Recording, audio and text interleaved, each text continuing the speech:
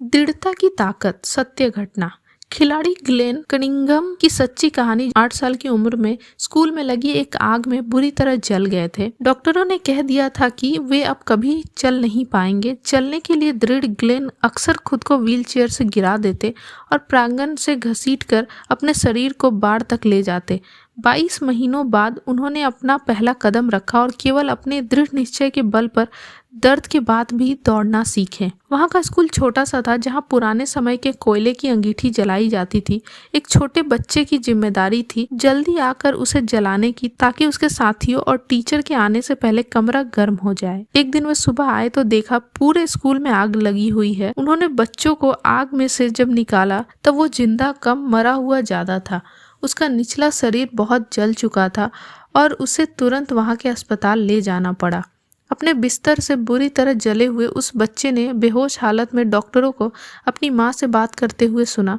Doctor कह रहे थे कि वह निश्चिंत ही मर जाएगा और शायद वही अच्छा भी है, क्योंकि आग ने उसका निचला बदन बुरी तरह झुलसा दिया है। मगर वो बहादुर बच्चा मरना नहीं चाहता था। उसने मन में ठान लिया कि वह जिंदा रहेगा और डॉक्टर भी हैरान थे, वो वाकई जिंदा बच गया। जब बड़ा खतरा टल चुका था, उसने एक बार फिर डॉक्टर को अपनी माँ से बात करते सुना। वह माँ को कह रहे थे कि क्योंकि आग में उसका काफी मांस जल चुका है, अच्छा होता अगर वह मर जाता, क्योंकि अब जिंदगी भर के लिए वह अपाहिज रह जाएगा और अपने पैरों का कभी इस्तेमाल नहीं कर पाएगा। एक बार फिर उस बहादुर बच्चे ने अपना मन बना लिया, वो अपाहिज नहीं रहेगा, वो चलेगा। मगर अफसोस की कमर से नीचे उसे कुछ महसूस नहीं हो सकता था। उसके पतले पैर बस टंगे रहते थे बेजान। आखिरकार उसे अस्पताल से छुट्टी मिली। हर रोज उसकी माँ उसके छोटे छोटे पैरों की मालिश करती, मगर वह कुछ महसूस नहीं कर पाता, कुछ काबू नहीं कर पाता। मगर उसका संकल्प कि वह चलेगा वैसा का वैसा था। जब वो पलंग पर नहीं होता था तो व्हील चेयर पर होता था। एक सुनहरे दिन उसकी माँ उसे चौक में खुली हवा खिलाने ले आई। उस दिन वहां बैठे रहने की बजाय उसने खुद को चौक में फेंक दिया। वह घास में खुद को घसीटता रहा। ऐसा करते करते वह सफेद बाड़ तक जा पहुंचा। बहुत हिम्मत जुटाकर उसने खुद को बाड़ के साथ खड़ा कर लिया। फिर जरा जरा कर चलने के लिए दृढ़ वह खुद को बाड़ के साथ साथ चलाता रहा। वह हर रोज यह करने लगा जब तक कि उसने बाड़ के साथ साथ अपने लिए रास्ता साफ नहीं कर लिया। अगर वह कुछ चाहता था तो केवल अपने पैरों पर चलना। आखिरकार रोज की मालिश और उसके दृढ़ संकल्प के साथ उसने खड़े होना सीख लिया। एक विकलांग बच्चा। 20 साल तक बिना बच्चे के रहने के बाद उस जोड़े की खुशी का ठिकाना नहीं रहा जब उन्हें पता चला कि उनके घर बच्चा आने वाला है। मगर जिस दिन बच्चा पैदा हुआ तो डॉक्टर का दिल ये देखकर दुखा कि उसके बाएं हाथ की जगह केवल एक टुकड़ा है। उसने मन कठोर करके पिता को यह बताया और माँ को यह बात वह कहे ऐसा प्रस्ताव रखा। नहीं, पिता ने दृढ़ता से कहा, उसे मैं खुद बताऊंगा। मिलकर उन्होंने बच्चे को माँ के पास रखा। वह बच्चे की नर्म त्वचा और उसके बालों में उंगली फेरने लगी और कहा, यह कितनी संपूर्ण है ना। मगर उसके पति की नजरों से उससे कुछ कहा। उसने कंबल आहिस्ता से हटाया और बच्चे का विकलांग हाथ देखा। कमरे में खामोशी थी। फिर उसने पलटकर धीरे से अपने पति से कहा, जॉन, भगवान जरूर जानते थे इस बच्चे को कहाँ भेजना था, है ना। वो समझ गए थे कि हमें इसकी कितनी जरूरत है और इसे हमारी। लकड़हारे की कहानी। एक बार एक मजबूत लकड़हारे ने एक लकड़ी के व्यापारी से काम मांगा और उसे काम मिल गया। पैसे अच्छे मिल रहे थे और काम भी अच्छा था, इसीलिए लकड़हारा भी मन लगाकर काम करना चाहता था। उसके मालिक ने उसे एक कुल्हाड़ी दी और उसे उसके काम करने की जगह बताई। पहले दिन लकड़हारा 18 पेड़ लेकर आया। मुबारक हो, मालिक ने कहा, अब उस तरफ जाओ। मालिक की बातों से प्रोत्साहित होकर लकड़हारे ने अगले दिन और कोशिश की, मगर 15 पेड़ ही ला पाया। धीरे धीरे वह कम पेड़ लाने लगा। उसे लगने लगा शायद मैं अपनी ताकत खो रहा हूँ।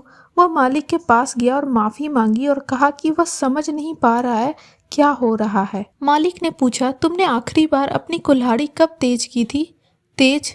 मुझे तेज करने का समय ही नहीं था, मैं तो पेड़ काटने में व्यस्त था। सबक। हमारी जिंदगी भी ऐसी ही है। कभी कभी हम इतना व्यस्त हो जाते हैं कि कुल्हाड़ी तेज करने का वक्त ही नहीं निकाल पाते हैं। आज के वक्त में व्यस्त सभी है, मगर खुश बहुत कम। ऐसा क्यों है? क्या इसीलिए क्योंकि हम तेज रहना भूल चुके हैं? काम और परिश्रम करना अच्छी बात है, मगर इसका मतलब यह नहीं कि हम जिंदगी की अहम चीज़ों को भूल जाएं, जैसे हमारी निजी जिंदगी, भगवान के साथ बिताने का समय, परिवार के साथ समय, पढ़ने का समय आदि। हम सबको आराम के लिए वक्त चाहिए, सोचने, जप करने, सीखने और बढ़ने के लिए वक्त चाहिए। अगर हम कुल्हाड़ी तेज करने का समय नहीं देंगे तो हम कमज़ोर पड़ जाएंगे और अपना जोश खो देंगे। दिमागी संकट। एक किसान ने एक आदमी को काम पर रखा और उसे लकड़ी काटने का काम दिया। दिन में वह देखने गया कि वह कैसा काम कर रहा है। वह देखकर हैरान रह गया कि सारी लकड़ी काटी हुई पड़ी थी। दूसरे दिन उसने आदमी को लकड़ी के टुकड़ों पर छप्पर के नीचे जमाने का काम दिया। इसमें बहुत सामान उठाने का काम था और किसान को लगा इसमें आदमी को वक्त लगेगा, मगर दोपहर तक वह हो चुका था। तीसरे दिन किसान ने सोचा कि आज वह आदमी को आसान काम देगा और उसने उसे टोकरी में रखे आलू छांटने को कहा। अच्छे वाले एक साथ रखना, जिनमें शक हो उसे एक तरफ और जो खराब हो उन्हें फेंक देना, उसने निर्देश दिया। 1 घंटे बाद वह देखने गया कि काम कैसा हो रहा है। उसने देखा कि वो आदमी बेहोश पड़ा है और उसने कोई ज़्यादा काम नहीं कर रखा है। उसके चेहरे पर पानी के छींटे मारकर उसे होश में लाके किसान ने पूछा, क्या हो गया? आदमी ने कहा, उफ, ये फैसले लेने का काम मेरी जान ले लेगा। फर्क जानिए। एक बार एक आदमी जहाज से सफ़र कर रहा था। जब तूफान आ गया, डर से वो बेहोश हो गया। जब उसे होश आया, वह समुद्र तट पर था। उसने आसपास देखा मगर उसे कोई नज़र नहीं आया। उसे बहुत भूख लग आई थी तो वह उठकर कुछ ढूंढने लगा। तभी उसे एक खूबसूरत होटल दिखा। वह अंदर गया और तुरंत खाने की मेज पर से बहुत सारा खाना उठा उठा कर खाने लगा। बैरे ने आकर पूछा कि वह क्या पीना चाहेंगे, मगर क्योंकि वह भाषा नहीं समझ पा रहा था, उसे लगा कि बैरा उसका अभिनंदन कर रहा है। कुछ समय बाद बैरा बिल ले आया। लेखनी और उसकी बात नहीं समझने के कारण उसने समझा बैरा उसे लिखित में शुक्रिया अदा कर रहा है। तय है कि बैरे ने मैनेजर को बुलाया, क्योंकि वह देख सकता था कि आदमी बिल भरने का कोई संकेत नहीं दे रहा था। आदमी ने सोचा कि वह इतना खास है कि न केवल आम लोग बल्कि उस अजीब जगह के उच्च और खास लोग भी उससे मिलने आ रहे थे। मैनेजर कोई बवाल नहीं चाहता था और वह आदमी को कोर्ट ले गया। कार में कोर्ट जाते वक्त आदमी ने सोचा कि वे लोग उसे घुमाने ले जा रहे हैं। कोर्ट में भी उस बेवकूफ़ आदमी को कुछ समझ नहीं आया और उसने सोचा कि वह इतना महान है कि इस देश का राष्ट्रपति भी उससे मिलने आया है। निश्चिंत ही कोर्ट ने उसे सजा दी और कहा कि उसे गधे पर उल्टा बिठाकर शहर में घुमाया जाए। इस कहानी का सबसे अच्छा हिस्सा यह है कि इसके बाद भी उस आदमी को कुछ समझ नहीं आया, बल्कि उसे लगा कि यह सबसे अच्छा देश है जहां हर कोई आपको खास महसूस करवाता है और अब वे उसे सड़क पर ले जा रहे हैं ताकि वहां की प्रजा आकर उसका अभिनंदन कर सके। विकलांग। डॉक्टर ने एक नन्ही सी बच्ची की नौजवान माँ से कहा, माफ़ी चाहता हूँ श्रीमती केलर, मगर आपको बहादुर होना होगा।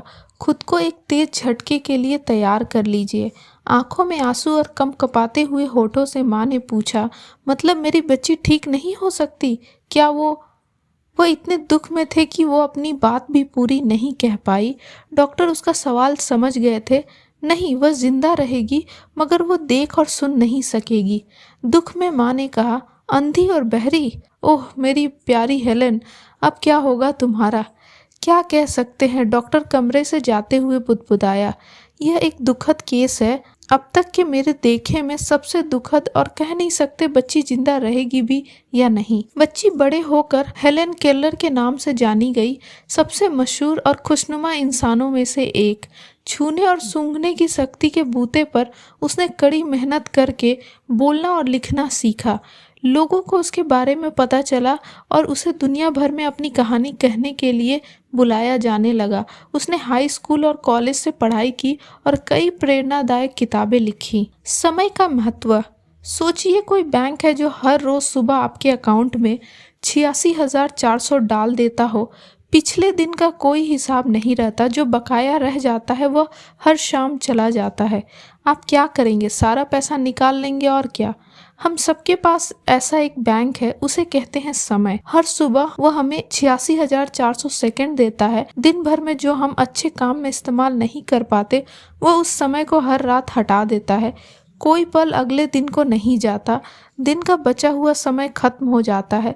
अगर आप अपने दिन भर के समय का सही इस्तेमाल नहीं कर सकते तो नुकसान आपका है। कोई वापस नहीं जा सकता। जिस दिन का हिसाब है वह उसी दिन का रहता है। आपको आज में आज के समय के हिसाब से रहना चाहिए। इसका सदुपयोग करें अपनी सेहत, खुशी और तरक्की के लिए। वक्त की सुइयां दौड़ रही है, जो वक्त है उसका सही इस्तेमाल करें। 1 साल की अहमियत क्या होती है, ये उस छात्र से पूछो जिसका 1 साल जाया हो चुका है। 1 महीने की अहमियत क्या होती है, ये उस माता पिता से पूछो जिनका बच्चा 1 महीने पहले जन्मा गया हो। 1 हफ्ते की अहमियत क्या होती है, ये हफ्ते में 1 बार आने वाले अखबार के संपादक से पूछो। 1 दिन की अहमियत क्या होती है, ये दिहाड़ी मजदूर से पूछो जिसे एक बड़े परिवार का पेट भरना है। 1 घंटे की अहमियत क्या होती है, ये उन प्यार करने वालों से पूछो जो मिलने का इंतज़ार करते हैं। 1 मिनट की अहमियत क्या होती है, ये उस इंसान से पूछो जिसकी ट्रेन, बस या प्लेन छूट गया हो। 1 पल की अहमियत क्या होती है, ये उस व्यक्ति से पूछो जिसका एक्सीडेंट होते होते वह बच गया हो। 1 मिली सेकंड की अहमियत क्या होती है, ये उससे पूछो जिसने ओलंपिक में चांदी का पदक जीता हो। आपका हर समय बहुमूल्य है, इसे संजो कर ज़्यादा रखें, क्योंकि आपके पास कोई है जो आपके साथ आपका वक्त बांटने के काबिल है। और याद रखिए, समय किसी का इंतज़ार नहीं करता। मैं क्यों? जाने माने विंबलडन खिलाड़ी ऑर्थर आसे एड्स से मर रहे थे। दुनिया भर से उनके चाहने वाले उन्हें पत्र लिख रहे थे। एक ऐसे पत्र में लिखा था, भगवान को आपको ही क्यों चुनना था ऐसी गंदी बीमारी के लिए। ऑर्थर आसे ने जवाब दिया, दुनिया भर में 500 लाख बच्चे टेनिस खेलना शुरू करते हैं। उसमें से 50 लाख टेनिस खेलना सीखते हैं। 5 लाख पेशेवर टेनिस सीखते हैं। 50,000 चुने जाते हैं। 500 ग्रैंड स्लैम तक पहुंचते हैं। 128 विंबलडन तक, 4 सेमीफाइनल तक और 2 फाइनल में। जब मैं कप पकड़े हुए था तब तो मैंने भगवान से नहीं पूछा कि मैं क्यों। इसीलिए आज जब मैं तकलीफ में हूँ तब भी मुझे भगवान से नहीं पूछना चाहिए कि मैं क्यों।